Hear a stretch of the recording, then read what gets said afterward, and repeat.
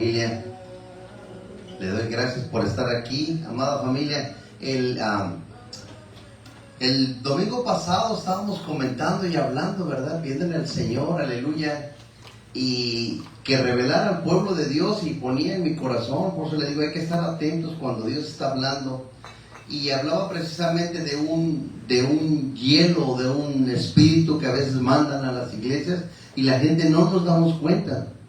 Y yo le digo, estén atentos a lo que el Señor dice, porque ese espíritu llega y comienza a desanimar a la gente, ¿verdad?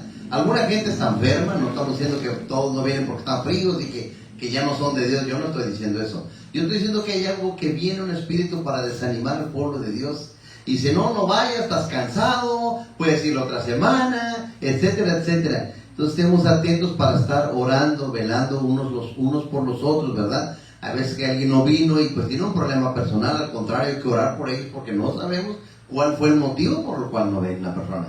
Y a veces el pueblo, ¿verdad?, comienza a juzgar y no sabe que la persona puede estar en el hospital. Y uno aquí, Señor, esto. Pero lo que sí es una verdad es que papá Dios puso en mi corazón que había un espíritu de enfriamiento y que el pueblo de Dios tiene que estar orando. Por favor, oren. Dios siempre advierte al pueblo y ayuda, entonces no deje esto. Póngase de pie, vamos a orar para entrar de lleno a la prédica. Gloria es el nombre de Jesús. Padre, en el nombre del Padre, del Hijo y del Espíritu Santo, venimos delante de su presencia, Señor, pidiéndole que usted resguarde, guíe, cuide, Señor, cada palabra que salga de mis labios, que sea para poder instruir a tu pueblo, Señor. Reconocemos, Señor, que mientras usted esté en el asunto, no hay arma que se pueda levantar en contra de nosotros. Serán dardos que se avienten a la iglesia, pero no serán dardos que traspasen a la iglesia, Señor, por cuanto tu presencia y tu espíritu están en este lugar, Señor. Yo te suplico por cada persona que está en este lugar y aún por aquellos que nos están observando, Señor, sensibiliza sus corazones, Padre, para que puedan recibir la palabra hoy, en el nombre del Padre, del Hijo y del Espíritu Santo. Y el pueblo dice, amén. Tomen asiento, amada familia. Gloria es el nombre de Jesús. Gracias a las personas que fueron los varones el viernes. Tuvimos un muy buen tiempo. Le doy gracias a Dios por eso, ¿verdad? Porque una iglesia donde los varones no se levantan, imagínense qué tristeza, ¿no? También los matrimonios es uno de los problemas más grandes mundiales en las iglesias, que los matrimonios están padeciendo mucho. Y normalmente padecen porque el hombre no se ha puesto las pilas, ¿verdad? Básicamente. Entonces, por eso hacemos lo de los hombres, para que se levante el hombre y después pueda coordinarse con su amada. El día de hoy vamos a predicar sobre la parábola de las 10 vírgenes. ¿Cuántos han escuchado ya esta parábola, verdad? De las 10 vírgenes. Bueno, pues vamos a dar un enfoque el día de ahora, pero quiero hacer una pequeña introducción antes de llegar en sí al capítulo, al versículo. Un pequeño enfoque, porque luego cuando decimos, es que el amado vendrá a medianoche, y es que están preparadas las vírgenes para que lo recibieran, amén. Y es que Jesús viene por su iglesia, y mucho de esa simbología tiene que ver con lo que hace el pueblo judío, ¿ok? El pueblo judío. Recordemos que primeramente Dios le busca esposa a Adán, y no estamos hablando de matrimonios, pero estamos hablando que el novio es porque la parábola se trata de estas mujeres que estaban esperando al novio. Entonces quería hacer una pequeña introducción en cuanto al novio. Bueno, Dios le busca pareja a Adán. Por eso cada uno de los varones tiene que orar, Señor, ¿será esta la mía? O mándame la que me toque. Yo le decía a nuestro buen amigo de ahí que estuvo con nosotros, ¿verdad? Orando para que el Señor le mande la que es para él, aleluya. Y luego tenemos un poco la historia, no voy a entrar por el tiempo, pero sí quiero decir los versículos para que se corroboren. Abraham manda a su siervo para que le busque esposa a Isaac. Es una historia bien romántica, familia, es una historia muy romántica, donde Abraham dice, ya estoy viejo y pues no me quiero morir antes que ver a mi hijo que se case. Como nosotros siempre estuvimos orando por Lisa y por las que llegarán para nuestros hijos. No llegó de casualidad, nosotros estuvimos orando desde que nuestros hijos eran pequeños. Entonces Abraham le dice a su siervo, pues ve y busca en la casa de mi padre, porque yo no quiero que mi hijo se case, pues ahora sí con las que no conocen de la palabra de Dios, vamos a decirlo así. Pero es importante que usted no haga alianza con las personas que no tienen su fe. Y si no tienen su fe, bueno, pues ore por ellos, ¿verdad? Pregúntele a Dios, porque mucha gente se puede convertir, ¿verdad? Pero tenga mucho cuidado. Entonces se encuentra en Génesis capítulo 24. Desde el primero comienza a narrar cómo le dice, y vas a ir, y Jehová va a ir delante de ti para decirte quién va a ser. Y cuando él llega me llama la atención porque el siervo de Abraham se pone a orar. Y le dice, Señor de los cielos, aquella mujer que yo le pida agua, fíjate, pide una señal. Y no tan solo me dé agua a mí, pero que le dé agua a los camellos, esa va a ser. Y qué tremendo, ¿no? Cómo llega y ve a Rebeca. Y en cuanto se para, Rebeca rápido le dice, hey, ¿quieres agua? Y le dice, sí. Y luego termina de tomar agua y le dice, ¿no quieres agua aparte para los camellos? Y dice el siervo de Abraham, she is the one, ella es. Porque fue guiado por Dios. Y no es el tema el día de hoy de matrimonios, pero usted siempre tiene que pedirle dirección a Dios. Una hermana nos decía, no, es que a mí me gustan los filipinos, o los chinos. Le decía, no, hermana, que le guste lo que Dios le va a dar. Usted está pidiendo uno por de 2 metros, ¿qué tal si le da un chiquito como yo? Usted no sabe, ¿verdad? Usted no sabe. Entonces Dios tiene un plan para cada persona. Hay que pedirle dirección de Dios, porque luego están llorando, no, pues, le dicen a Dios, la mujer que me diste, ¿verdad? Pero realmente Dios se la dio, usted la buscó sin su dirección. Entonces, también tenemos que después Isaac lo mismo hace con su hijo Jacob. Y este muchacho lo mismo, ¿verdad? En el capítulo, bueno, lo primero que dijimos de Abraham e Isaac está en Génesis todo el 24. Mejor léalo todo para que, ¿verdad? En el 12 y en el 14 están claves, pero lea todo por favor. Y después Isaac de la misma manera. No es el tema, vuelvo a repetir, pero para que vean por qué Dios en su infinita sabiduría, aleluya, mandó a Jesucristo para que sea el novio y podamos nosotros celebrar las bodas del Cordero cuando vayamos en su presencia. Entonces Dios apartó un pueblo santo y sin mancha para que pudiera ser la novia de Cristo. Así de esta manera fueron a ver esas doncellas. Y aquí en Génesis 28 y 29 Isaac, ¿verdad?, manda a Jacob, y Jacob conoce a Raquel y Lea. Ahí está otra historia, ¿verdad? Que ya no se vale ahorita tener 2, para que usted no diga, no, pues si el otro tuvo 2, ahora yo voy a tener 3. Si no puede ni con una, hermano, ¿verdad? Menos con 2. Entonces, en ese contexto, ¿verdad? Pero fíjense, y sigan leyendo el 29 también. Pero ahí me llama mucho la atención, ¿verdad? Como inclusive cuando Jacob le da un beso a Raquel, no dice cómo se lo dio, ¿verdad? No vaya a pensar que llegó luego y le dio un beso como los que se acostumbran los jóvenes ahora. No, con respeto, ¿verdad? Pero dice que lloró. Y yo recuerdo mucho a mi amada esposa que yo le di un beso en la frente de amigos, porque realmente éramos amigos. Y dice que dijo en ese momento, chaparrito es para mí.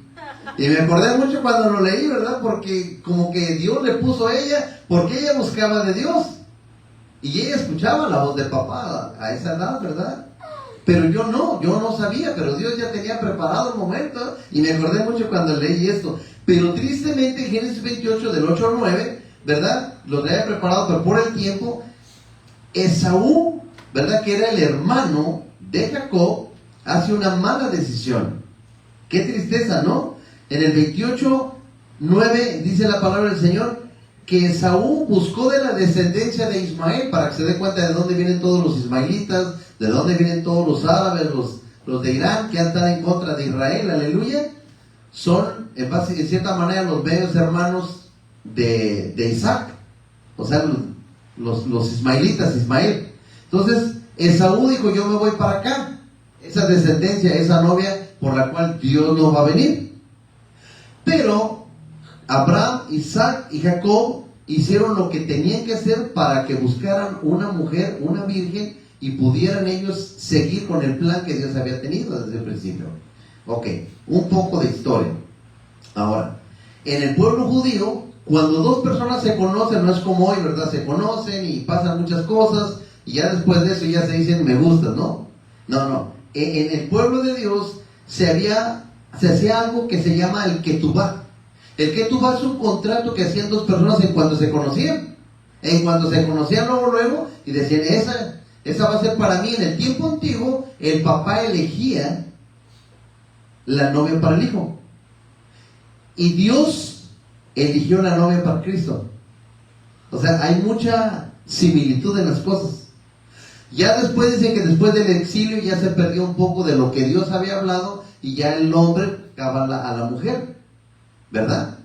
Pero qué bonito que ese papá, aleluya, en este caso no le estamos buscando pareja a nuestro hijo, aunque Dios así lo hace.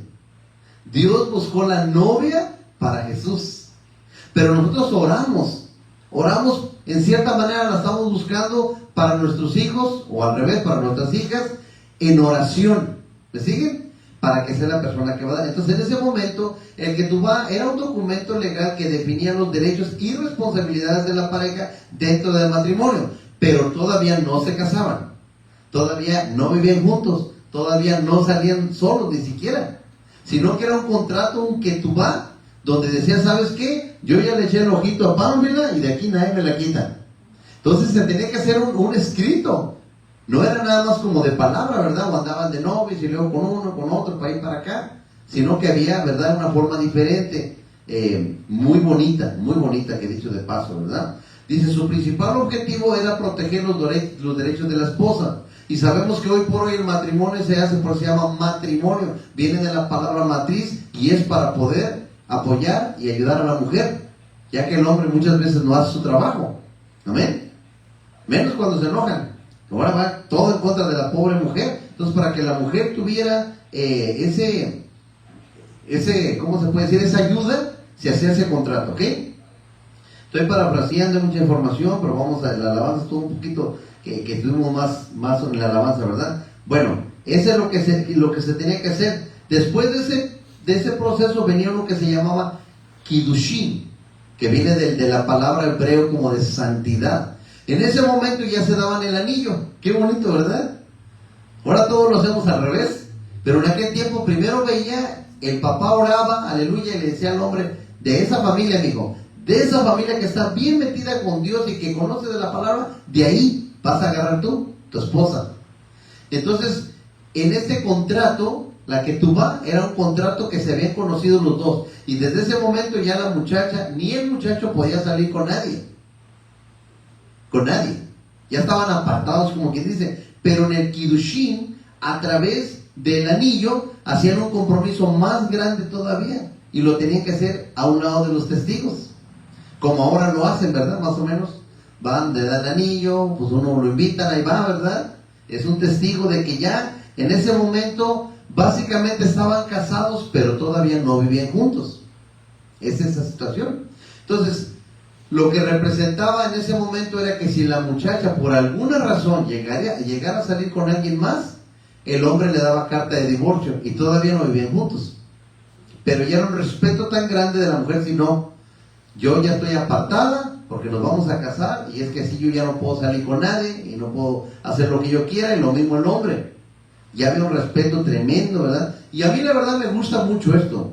¿Cómo me gustaría que las jovencitas que van creciendo en la iglesia en un futuro vayan aprendiendo de todo esto? Porque hay un orden. Si no, no se casan bien jovencitos y ahí vienen los problemas. ¿Por qué? Porque el hombre normalmente madura como a los 28 años, ¿verdad? Entonces imagínense un muchachito casándose de 18, 19 años, 20, pues está muy joven y vienen los problemas. Y antes tenía que haber una madurez, ¿verdad? Para poder seguir dando el paso. Entonces después de la ketubá seguía el Kiddushin, y ese momento era sellado con un ritual solemne que incluía la entrega de los anillos, ¿verdad? Y como hemos dicho, en ese momento se hacía a través de testigos, y ya la novia y el novio le pertenecían el uno al otro, pero todavía no vivían juntos. Fíjate nada más, era todo un proceso, ¿verdad? Todo un proceso. Después de ahí venía el último proceso que se llama el Nisuin, ¿ok?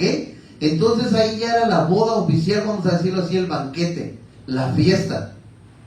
Ya estaba todo preparado y listo para que ellos pudieran entonces sí ya decir que estaban casados, ¿ok?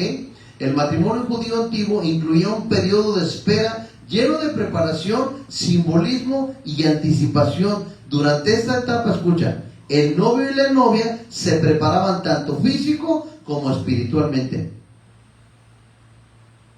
Cuando el matrimonio, ¿verdad?, es consumado y se casan, el hombre y la mujer tienen que prepararse física y espiritualmente. Porque si viene un bebé, usted va a ponerle al bebé todo lo que trae. El abuelo, el tatarabuelo, el bisabuelo, y ahí comienza. Y usted tiene que aprender a romper con todo ese tipo de maldiciones generacionales que van a afectar su descendencia. Y si usted por alguna razón llegó a fumar, tomar o alguna cosa, tiene que limpiar su cuerpo, porque si no le va a pasar todo al pobre chamaquito. Ahora los niños, que cuando alguien consume drogas, ¿cómo nacen los niños, verdad? Ya temblando o con esa adicción. Entonces dice la palabra de Dios que era un tiempo para que ellos se preparen. Ya, ahí estaban casados, pero aún así tenía que haber un tiempo todavía. O sea, era un proceso largo. No era me gustó la muchacha, me gustó, platicamos y ya nos vamos. No, había un proceso el cual me parece muy maravilloso y hermoso. En estos meses de preparación no solo fortalecían el compromiso de la pareja, sino que también servían para integrar a ambas familias. Ahora podemos ver que luego hay fiestas para que la familia de la mujer y la familia del muchacho se conozcan entre ellos, ¿verdad? Y luego dice, el nisuín, o ceremonia de boda formal, marcaba la culminación del proceso matrimonial en el judaísmo antiguo, más que un simple evento social. ¿Okay? Esta etapa simboliza la unión definitiva de los novios bajo la protección de Dios. Fíjense nada más qué tremendo. Estas celebraciones acompañadas de banquete y de música, ahí sí ya entraba la música, ¿verdad? Y representaba la alegría compartida para los presentes. Y fíjense, en ese tiempo primero se conocían, hacían la ketubá, el compromiso, después de ahí se daban el anillo, pero todavía no vivían juntos, no estaban casados, pero estaban comprometidos, completamente ya comprometidos. Ahí ya el hombre tenía que ver solamente a la mujer y la mujer lo mismo. Ya había un respeto tremendo entre ellos. Pero fíjense, en este proceso, ¿ok? Cuando el novio y la novia se preparaban física, emocional, espiritual y todo, el hombre tenía que ir y hacer su casa y construirla. Ahora, ¿qué dice? No, pues que de amor vamos a vivir. Pero antes tenía el hombre, ¿verdad? Qué bueno fuera. Yo sé que la economía está tan difícil. Imagínate para hacer una casa ahorita. Ni cuándo, ¿verdad, mijo? Ven para el llavero. Está muy difícil. O sea, es entendible que ahora pues, se tienen que ir a rentar y tratar de hacer algo. Pero es importante que el hombre de soltero, ¿verdad? Vaya haciendo su ahorradito. Vaya ahorrando para cuando llegue ese momento no lo agarre sin nada. Pero fíjense, esto es súper interesante. El hombre iba a preparar hogar y casa. ¿Qué hizo Jesús? ¿Qué les dijo a sus discípulos? Voy a preparar morada para que donde yo esté, ustedes también estén. Y estoy platicando todo esto porque cuando hablamos de las 10 vírgenes que estaban esperando al novio, pero no sabemos cuál es el contexto. ¿Qué es lo que se acostumbraba? El papá le buscaba la novia al hijo que fuera de la descendencia de Abraham. En este caso nosotros teníamos una hija de Dios. Amén. Después de ella hacían el ketubá, era el contrato, de decir, sabes que ya están apalabreados. Después venía el anillo, ahora sí ya nadie puede voltear para ningún lugar. Y en ese tiempo, después de eso, ya todo el mundo sabía, esa muchacha está comprometida. Como en este caso, ¿verdad? Que le hacen las muchachas, hey, ya estoy comprometida. Ya no miren, se acabó. Ya nada más para uno estoy. Lo mismo el hombre, ¿verdad? Entonces, después de eso, el hombre preparaba el hogar. Y cuando el hombre terminaba, tenía su, ¿cómo le llaman? Su best man, ¿verdad? El best man era el que estaba en medio de todo ahí, negociando las cosas. Había alguien que estaba también. Entonces ahora, ¿qué es lo que tenemos, verdad? Pues es lo mismo, que hay una persona que le está ayudando al novio en toda la situación, está caminando de su mano y viendo que todo esté bien. Entonces cuando el hombre terminaba de hacer su casa, se iba con los amigos y cada uno de ellos tenía que llevar una lamparita que normalmente, estuve viendo las fotos, está como así, chiquita, pequeña.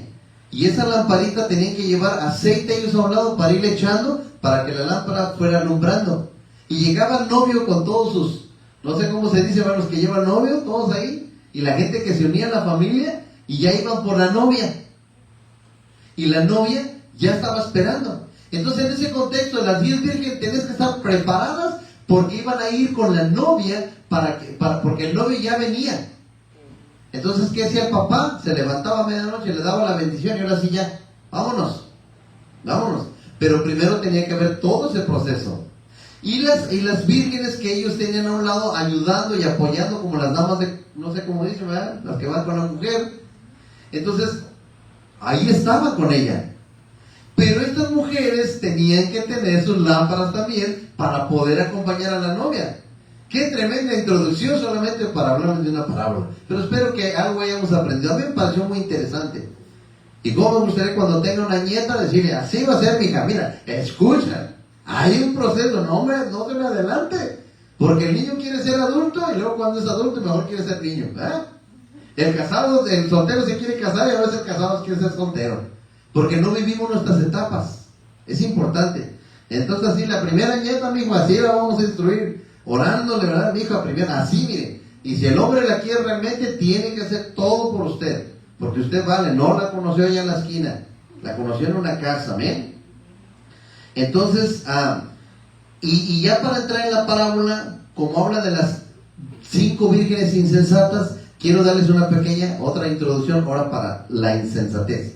Definición de insensata, ¿ok? Agárrense. El significado bíblico de insensato es una persona que carece de buen juicio y de sentido común. Se usa también como sinónimo de necio y tonto. Está fuerte, ¿verdad?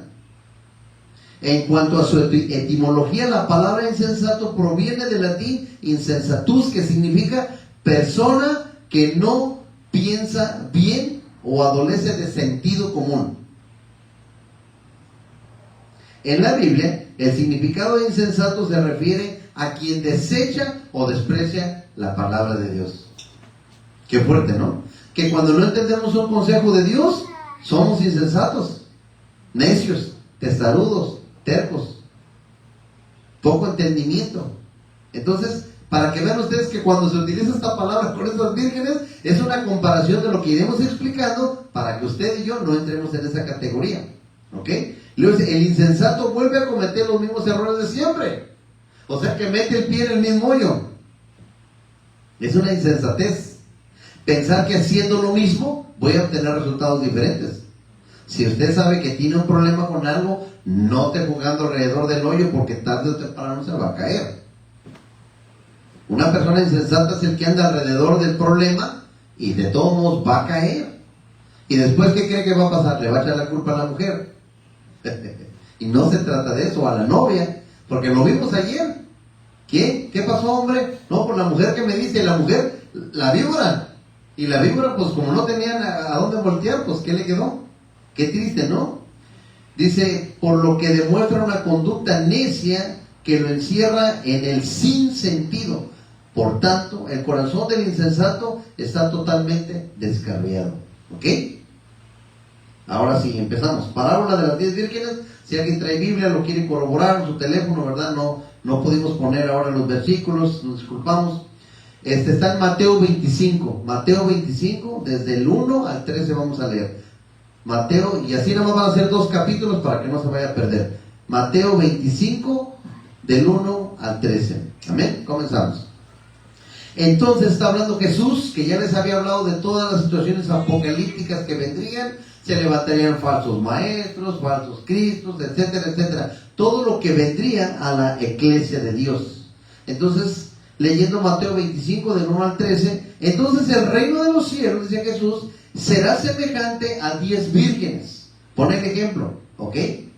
Que tomando sus lámparas, que eran unas lamparitas así, y a mí me encantó porque dije, Señor, Padre, yo cuando oro digo, Señor, llénanos de aceite, Señor, porque necesitamos tener aceite para ponerle esas lámparas que ocasionan tener el alumbramiento y no andemos en la oscuridad. Lámpara es a mis pies tu palabra y alumbrera mi camino. Tu palabra es verdad. Entonces, vuelvo a repetir, entonces el reino de los cielos será semejante a 10 vírgenes que tomando sus lámparas salieron a recibir al novio. Entonces ella entiende que esas mujeres estaban ahí preparadas con sus lámparas para poder caminar con la novia, porque el novio ya había regresado por ella y ya había construido su casa y ya había pasado todo un proceso para que el novio pudiera venir por ella. ¿Me siguen? Ya entendemos ahora, cuando usted vuelva a leer, ya sabrá por qué esas mujeres salieron a recibir al esposo. 5 de ellas eran prudentes, pero 5 eran insensatas, ya saben, necias y duras de corazón. Pero cuando está hablando de 5 vírgenes, no crean que eso se lo dijo a la mujer, no, está hablando a la iglesia. Está hablando de la iglesia. Cristo viene por su novia. ¿Quién es su novia? La iglesia. Y dentro de la iglesia va a haber mucha gente que, diciéndose cristiano, están más fríos que mi refrigerador que tengo en mi casa. Y no van a poder entrar al reino de los cielos, porque no van a estar preparados. Y para poder tener el aceite, usted tiene que estar en comunión con Dios. Las insensatas, tomando sus lámparas, no tomaron consigo aceite, ¿ok? Mas las prudentes tomaron aceite en vasijas. Recordemos que las lámparas estaban chiquitas. Ahora entiendo yo el versículo. ¿Por qué tenían que llevar aceite? Porque las lamparitas estaban tan chiquititas que le ponía poco y ahí iban, con la luz, y se les acababa y le echaban más.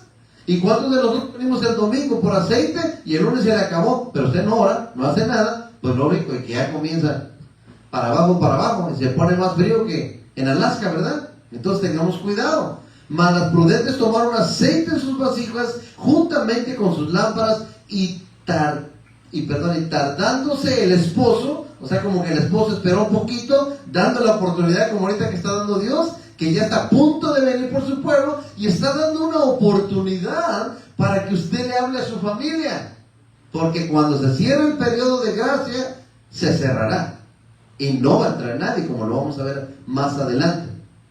Y tardándose el esposo, cabecearon todas y se durmieron. ¿Qué les dijo Jesús? Pónganse a orar. Regresó Jesús y estaban dormidos. ¿Qué pasa con nosotros? Oramos un minuto en el nombre de Jesús, amén, y ya. Así estaban. Entonces, y a la noche, que dice Jesús, y vendré como ladrón a medianoche, cuando está oscuro, cuando ya el pecado se multiplicó, la maldad se multiplicó, y tardándose el esposo, cabecearon todas y se durmieron, y a la medianoche se oyó un clamor. Dice la palabra que todo ojo le verá. Amén. Aquí viene el esposo. Recuérdense, como el tipo Besmen es el que iba y decía, aquí viene el esposo. Jesús cuando venga vendrá con sus ángeles también, ¿verdad? Y así es como cuando se casan. Aquí viene el esposo, salid a recibirle. Entonces todas aquellas vírgenes se levantaron y arreglaron sus lámparas. Las prepararon. Y las insensatas les dijeron a las prudentes, ¿ok? Danos de vuestro aceite, porque nuestras lámparas se apagan. Ya me imagino yo, viene Cristo y una persona anda toda fría y oren por mí, oren para que me afirme yo, porque Cristo viene. Pero ¿qué les dijeron a ellas, verdad? Danos vuestro aceite, porque nuestras lámparas se apagan. Mas las prudentes respondieron diciendo, para que no nos falte a nosotros y a ustedes, id a los que las venden comprar para vosotras mismas. O sea, como diciendo, nosotros no te vamos a dar. Ustedes se enfriaron, ustedes no oraron, ustedes no ayunaron, ustedes no buscaron de Dios, ustedes fueron insensatas cuando escuchaban la Biblia, la palabra del Señor, y su corazón era tan duro que no podían recibir la palabra. A eso les está diciendo insensatas, duras de corazón, necios y tercos, testarudos, que comenzando bien la obra se alejaron del Señor.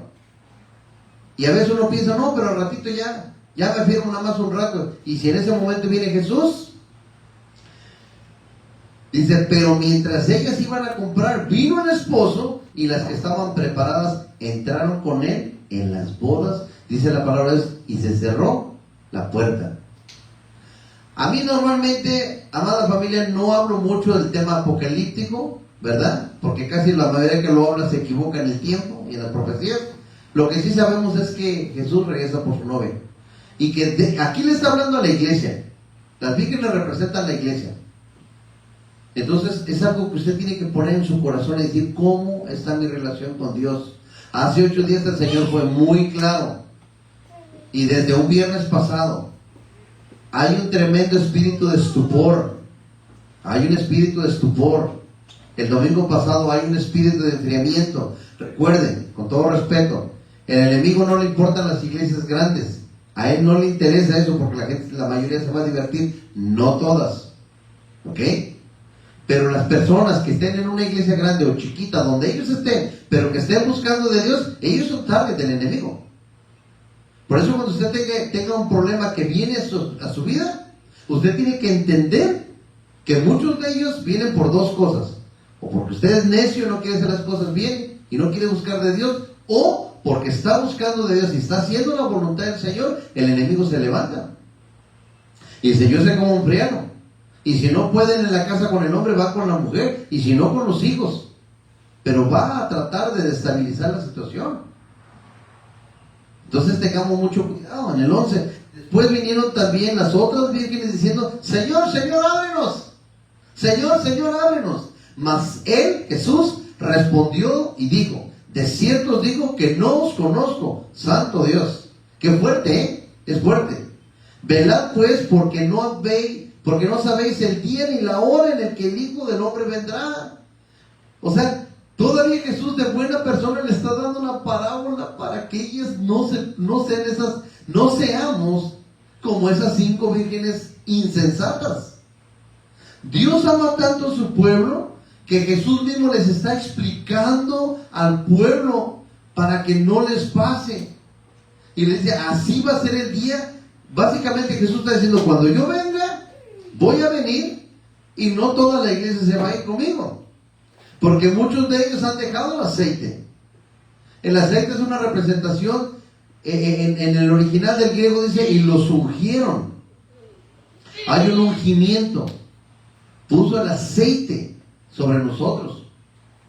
Entonces es muy importante, amada familia. Y para cerrar, en Lucas 13 del 22 al 30, Lucas 13 del 22 al 30, dice la palabra del Señor que la puerta es estrecha. O sea, Jesús se pasó dándole consejos a la gente para que no se perdieran. Jesús nos habla a través de la palabra y usa un humilde siervo como yo, como mucha gente, celosas de la palabra del Señor, que la exponen y el pueblo dice: pues estuvo más o menos, pero le faltó. Pero no es que le falte, le sobre. Usted escuche la palabra de Dios y diga: Dios, háblame, habla mi corazón. ¿Qué es lo que yo tengo que aprender hoy? ¿Cuál es la razón por la cual yo vine a sentarme en esta silla? ¿A perder mi tiempo? ¿Qué es lo que tú quieres hablar a mi vida? Y pongámonos en el corazón. El Señor fue bien claro. Hay un espíritu de frialdad tremendo. ¿Qué va a hacer usted con esa palabra? Yo tengo la responsabilidad de comunicarle. Usted, de accionar, amada familia. Y dice en Lucas 13, comenzando en el 22: y pasaba Jesús por las ciudades y las aldeas enseñando. ¿Qué es lo que él hacía? Enseñar. ¿Y qué enseñaba? La palabra. ¿Y a qué venimos a la iglesia? Aprender de la palabra. Dice: y alguien le dijo: Señor, ¿son pocos los que se salvan? Le hace la pregunta. ¿Son pocos los que se salvan? Porque ya nos habló de la parábola de las 10 vírgenes. Y nos dice que casi la mitad de la iglesia. Y yo creo que Jesús ahí fue como, sigue siendo bondadoso. Porque si nosotros vemos la realidad, de 1000 personas, 100 van a la iglesia, y de los 100, 10 están comprometidos con Papá Dios. Yo me podría atrever a decir esto, y no estoy juzgándolo ni siendo severo con lo que estoy hablando. La mayoría de la gente va a la iglesia solamente por ir, se siente bien con su corazón y ya nos vemos, a seguir mi vida. Entonces dice, cuando le pregunta, ¿verdad? ¿Son pocos los que se salvan? Y Jesús le dijo: esforzaos a entrar por la puerta que dice angosta. Angosta, lo que representa el evangelio real. Esto debe de sonarnos en el corazón, amada familia. Lo que representa el evangelio real. No la puerta ancha donde dicen: ¿tú qué ideas traes? No, pues a mí me gustaría que la iglesia fuera así. Ok, ¿y tú? No, a mí me gustaría que estuviera así. ¿Y a usted? O sea, a complacer a todo el mundo. ¿Y la palabra? Y vuelvo a repetir, no es que sea malo que la iglesia se ponga bonita, eso no tiene nada que ver. Estamos hablando de cosas que van a distraer de la sana doctrina. No estamos hablando de puntos de vista positivos que ayudan mucho al pastor cuando los varones se levantan y dicen: oiga, pastor, estaba pensando, ¿por qué no llegamos los hombres temprano a orar todos juntos? ¡Qué bonito! Eso va a edificar. Amén. Pero entonces le dice, esa puerta que es estrecha, solamente por ahí. Por eso esfuércense para que puedan entrar. Esfuércense. Esfuérzate y sé valiente. El evangelio no es para cobardes. Ahí se me quedó grabado cuando dijo el hermano de cobardía. Que dije: wow, está fuerte, pero es verdad. Dios no nos ha dado un espíritu de cobardía. Entonces el Señor está hablando ahí: esfuérzate, esfuérzate. Dice: porque os digo que muchos procurarán entrar y no podrán. Después que el padre de familia se haya levantado y cerrado la puerta hasta donde Dios, y estando fuera, empecéis a llamar a la puerta diciendo: Señor, Señor, ábrenos. Y entonces el Señor va a responder: No sé de dónde son ustedes. Es fuerte, amada familia. Y uno piensa que con leer un poquito la Biblia o hacer algo bueno, pues ya estoy bien. Hay que preguntarle a papá y hay que tener una comunión con él. Porque mucha gente hacemos lo que nos place y después vienen los problemas. Entonces comenzarán a decir delante de ti, hemos comido y bebido. Está hablando de las personas que fueron a la iglesia. Una vez más, qué tremendo. Yo no sé si le está hablando el Señor a usted o nada más a mí. Entonces comenzarán a decir, delante de ti hemos comido y bebido. Y en nuestras plazas enseñanzas, o sea, como que te conocemos. Y es lo que les decía. Cuando habla la parábola del buen pastor, no es si tú conoces a Dios, escúchame, es que Dios te conozca a ti. Porque la mujer samaritana adoraba lo que no conocía. Porque hay mucha gente que dice, yo conozco de Dios, pero Dios no les conoce. Y eso me golpea a mí. Y yo digo, Señor, yo que digo, no, es que yo te conozco, Señor, pero yo quiero saber si tú conoces a tu siervo. Porque dice aquí, ¿verdad? Claramente. Y os diré que no sé de dónde son ustedes, apartados de mí, todos vosotros hacedores de maldad. Y le está hablando a la iglesia. Y mucha gente dice, no, le está hablando, no, el mundo ya está perdido. Esa no tiene ni siquiera que entrar dentro de esta situación. Porque aquí le está hablando a la iglesia. La parábola de las virgen le está hablando a la iglesia de Cristo.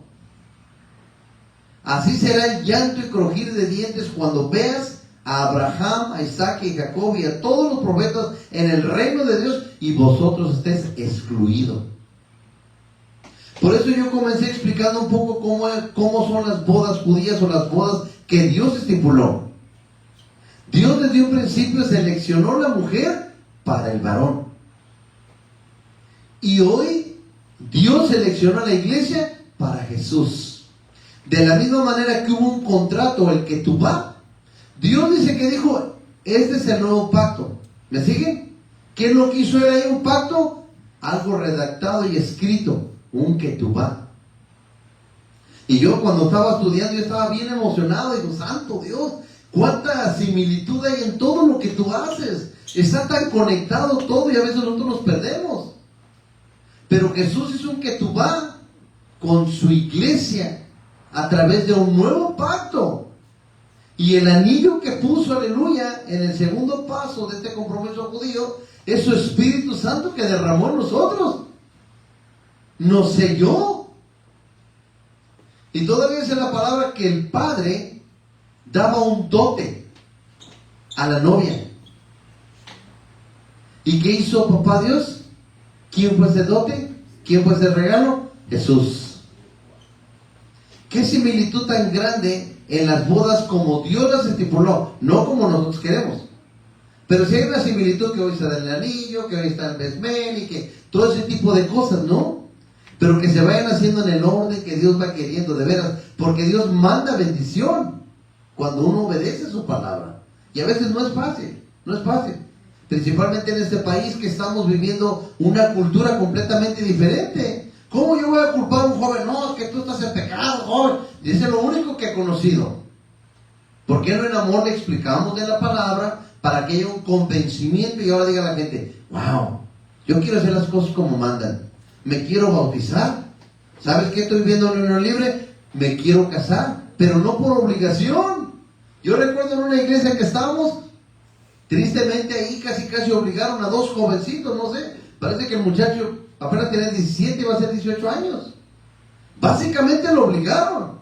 Culpable, pecador, te vas a ir al infierno.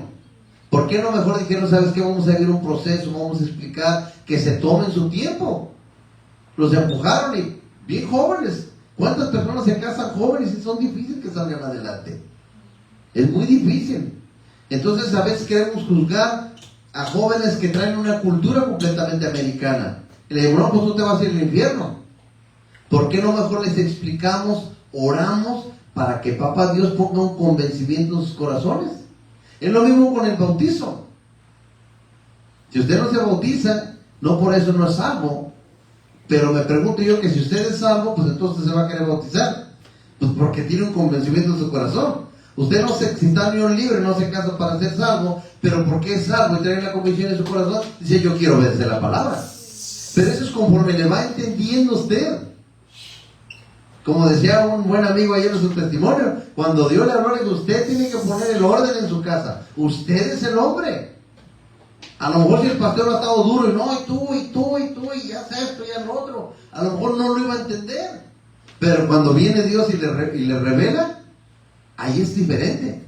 Por eso cada uno de nosotros, cuando viene algo que nos convence, nos mueve, es Dios hablándonos.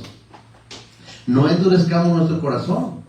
Estas 10 vírgenes que traían aceite estaban preparadas para cuando viniera el novio, porque entendían que esa puerta estaba completamente estrecha. ¿Y qué dice Jesús? Yo soy la puerta. Yo soy la puerta. Esa puerta estrecha que tú ves, Jesús, Él es la puerta. Entonces, digo, la puerta está estrecha y la puerta ancha donde todo mundo dice que va a entrar. Pero síganme, esto le está hablando a la iglesia, porque esa puerta ancha no es que sepa el mundo. El mundo no le importa si la puerta está grande o chica, porque ellos no entienden y no conocen de un Dios. Le está hablando al pueblo y a la iglesia de Dios, que hay un tipo de personas que llamándose cristianos, les gusta vivir una vida como les da su gana, porque piensan que la puerta es ancha. Y yo puedo hacer esto, puedo hacer lo otro, a mí que nadie me juzgue, que nadie me critique, porque no tiene derecho. Y es verdad, nosotros no tenemos derecho a estarnos levantando y andar juzgando a todos, pero la palabra de Dios, esta palabra es la que nos juzga, no nosotros. Entonces si usted lee algo ahí, dice, no le está juzgando el pastor ni el vecino, le está juzgando la misma palabra de Dios. De tal manera que no vamos a tener excusa para decir, nadie nos habló de esto.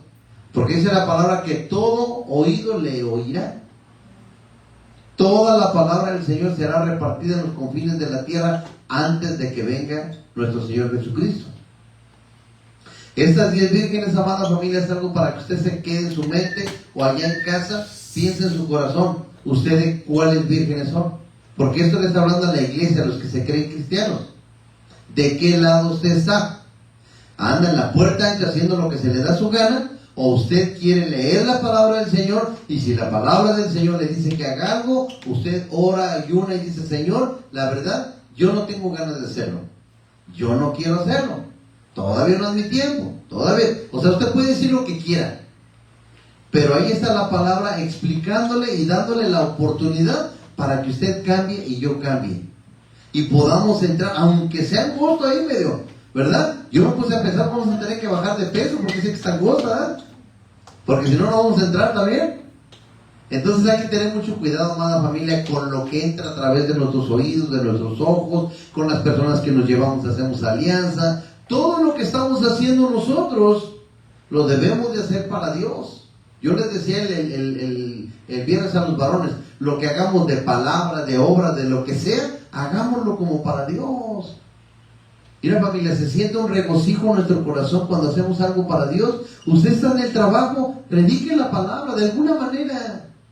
Viva como ejemplo, haga algo para Dios. Dios siempre hace cosas para nosotros. O sea, usted no puede decir, no, es que yo no meto a Dios en esto. No, es que usted no es que meta a Dios. Dios ya está en todo. Él es omnisciente y omnipresente. Usted no se quita el traje como hemos hablado siempre. Y estas vírgenes en ese momento fueron insensatas, no les importó. Sabían claramente, porque está hablando del pueblo judío, en este caso estamos hablando de la iglesia. Ellos sabían claramente qué trabajo tenían que hacer las vírgenes cuando estaban con la novia. Estaban esperando que el novio fuera, y no decidía la novia cuándo, ni cómo. El novio es el que decidía. ¿Por qué? Porque tenía que hacer primeramente todo lo que es correcto. Cuando él estaba preparado, se levantaba y les decía a los amigos de verdad a un lado ahí, vamos por la muchacha, órale, vámonos. Entonces el padre estaba listo y preparado. ¿Qué pasó? ¿Cómo está, verdad? Como el papá dice que le diga a Manuel, a ver, ya ¿qué tiene para ofrecerle a mi hija? Oh, no, yo había tenido hija y por eso creo que Dios no me dio. Santo Dios. Porque si con mi sobrina Lele, el que era su novio, que empezó andaba temblando para hablar conmigo, el buen amigo Eric, que ya se casaron mi sobrina, ¿eh? ¿Pero por qué? Pues, hey, ¿qué tienes para ofrecerle a la amiga? Antes no era como que se conocían en la calle, los papás ni se enteran quiénes son los novios ni nada. A el muchacho hablándole mal a la muchacha o al revés, no. Yo anhelo con todo mi corazón que tengamos una generación donde el hombre sepa respetar a la mujer y la mujer se dé el respeto, porque no va a haber hombre que la respete. Usted se tiene que dar a valer y a respetar. Nosotros siempre le dijimos a nuestros hijos, ¿verdad?, como hayan hecho sus cosas, pero nosotros siempre le dijimos a la mujer se respeta, a la mujer se respeta. Y qué bonito que hicieron todas esas personas de tener un seguimiento para poder llegar al matrimonio real. Y hoy por hoy ver que ese matrimonio es como Dios lo hizo. Pagó el dote a través de su hijo, hizo la que tuvo un contrato a través del nuevo pacto, lo selló con un anillo que es su Espíritu Santo, aleluya, para que entonces la novia estuviera preparando con su llena de aceite, con su lámpara. ¿Cómo está tu lámpara? ¿Cómo está tu lámpara? It's a question mark. Y es algo que tú solo te tienes que responder. Yo no voy a decir lo que no traigan aceite en la lámpara acá y los que sí, no, a eso le va a corresponder a Dios en el tiempo de allá. Mi único trabajo como pastor es preguntarte a ti cómo está tu lámpara. ¿Cómo está tu lámpara? ¿Cuánto aceite traes? ¿Estás preparado por si papá Dios viene hoy? Are you ready? If Jesus comes today, what's going to happen? Y nosotros no pensamos en eso. Principalmente los jóvenes. No, tenemos mucha vida. Pero a veces cuando ese tiempecito se te va acabando, uno va pensando. Primero you go up. You turn 50 and then you come down. La arena. Acá está abajo mucho tiempo el hijo y el papá con su poquita arena. Ya nada más anda con sus granitos de arena. Santo Dios. Y el hijo con todos los de arena y dice, no, yo me puedo equivocar todavía. I'm still have time. Lo puedo repetir. No hay problema. Pero es que nadie sabe el momento y el tiempo. Nadie lo sabe, amada familia. Por eso la palabra le dice, Pablo, cuiden su salvación con todo temor y temblor. Y a veces hay una falsa doctrina ahí que por un pecado se pierde la salvación. Y será un tema que lo debatamos y lo platiquemos y lo enseñemos también, ¿verdad? Pero de que debemos de cuidarla, eso es indiscutible. Amada familia, cuide su salvación. Usted está cuidando el trabajo, el dinero, está cuidando muchas cosas, pero está descuidando lo más importante, amada familia. Usted ve cómo el pueblo de Dios cada vez está enfriando más en las cosas del Señor. Dice que vendrán tiempos de apostasía, tiempos donde se van a enfriar los corazones.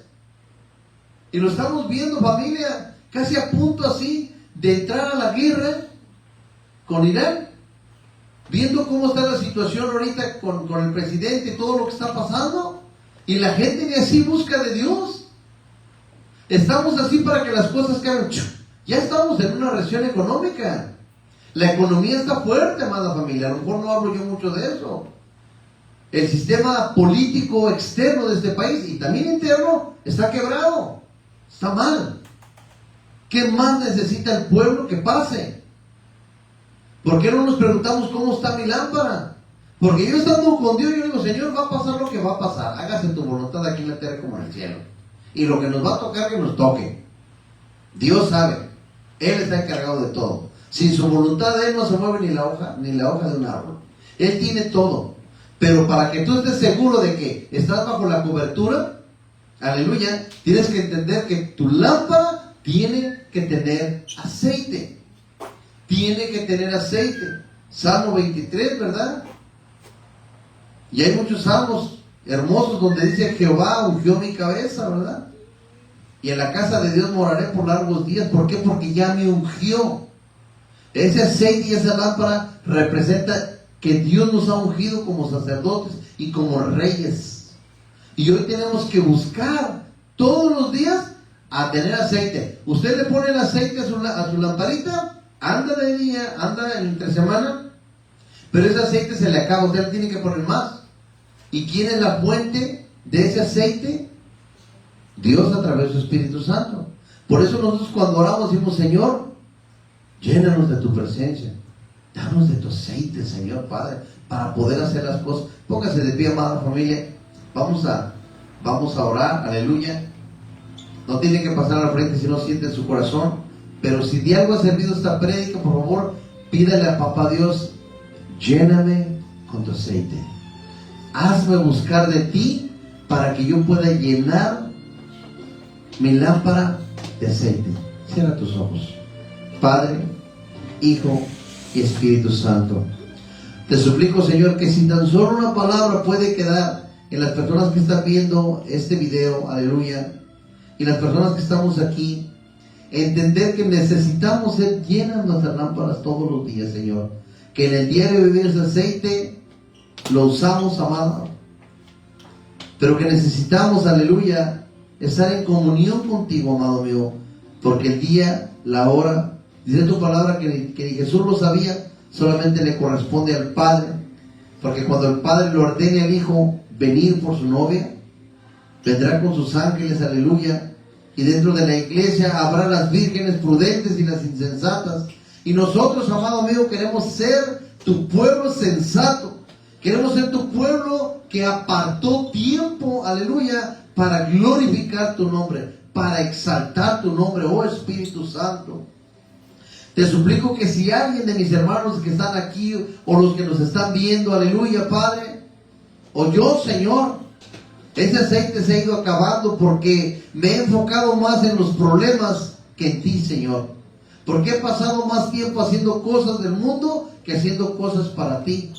¿Cuándo fue la última vez que te clamé, que me tiré al suelo y realmente oré, clamé y me oíste? Porque dice tu palabra que cuando clamamos, usted escucha, Señor, y está atento al clamor de sus hijos, Padre. Ayúdenos a entender, Señor, que así como está esta parábola, así será en el tiempo que usted venga, Señor, por su pueblo. Y muchos, Señor, no podrán entrar. Y ustedes dirán, no te conozco. Pero, Señor, fuimos a la iglesia. Señor, estuvimos haciendo cosas por ti. Señor, yo era pastor. Señor, yo era evangelista. Señor, yo era misionero. Pero dirá el Señor, no te conozco, porque lo hiciste nada más para que fueras visto tú, para tu propio beneficio, para robar al pueblo, para engañar al pueblo, para hacerte sentir que tú eres importante, pero nunca lo hiciste para mí. Santo Dios, que ese día pueda llegar, aleluya, y que pueda decir, siervo fiel, en todo momento, a pesar de las dificultades que tuviste en tu vida, siempre me pusiste a mí en primer plano. Siempre Dios fue lo primero en tu vida. Por tanto, entra en el reposo de tu Señor. Qué bonitas palabras podremos escuchar ese día, Señor. Si hubiese alguien en medio de nosotros, Señor, en este momento yo extiendo mi mano hacia los cielos, Padre, y te suplico, amado mío, que derrames de tu presencia, Señor, y derrames de tu aceite, Señor, Padre. Porque hay lámparas que no tan solo están apagadas, pero que están secas, Señor. Ayuda, Padre precioso, para que esa lámpara en este momento, en el nombre de Jesús, comience a tener aceite, Señor, y que el fuego de su Espíritu Santo pueda prender